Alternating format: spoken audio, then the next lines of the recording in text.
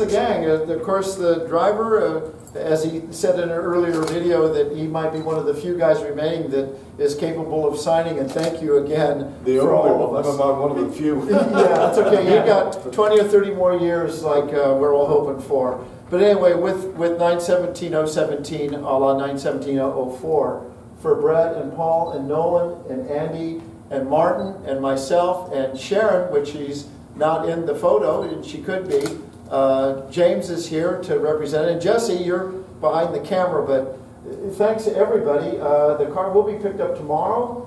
That was really a set goal that we had, and like most restorations, as we all know, it's a terror on wheels to get it done. This one wasn't quite the thrash. No. There were no all-nighters. A couple guys worked on weekends. It got done. There are no big hiccups. It runs really great. I'm sure you'll get an opportunity to drive it. We've talked about maybe getting you in the car, maybe somewhere on the West Coast. It would be kind of nice. I'm sure Bruce will be talking to you about it. But for the car and everybody on Facebook and all the YouTubes that we goon around on and talk about that, we're going to switch off from this. Now, what you don't know about this building is we're kind of renaming Skunk Works, which is the end, Spider City. And I know you've driven a Porsche Spider, a DHL car. Did you drive a Penske car? So Brian has actually gone current when they were current.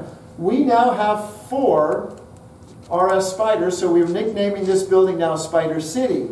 We're going to take that in the future. We're lucky enough to have 2 customers, each own 1 Le Mans winner. There are 2 RS Spiders that are Le Mans winners. We have them both here. So that's kind of cool. We'll do more on those cars as we go into the future.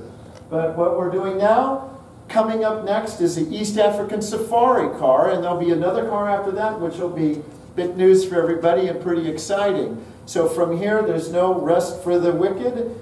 We go right to the East African Safari car that Jürgen Barth drove and owned at a time. And guys, thank you for hanging in on this one. And we can keep it going for another 2 or 3 weeks, then maybe we can all enjoy some time off, you know, a day or 2.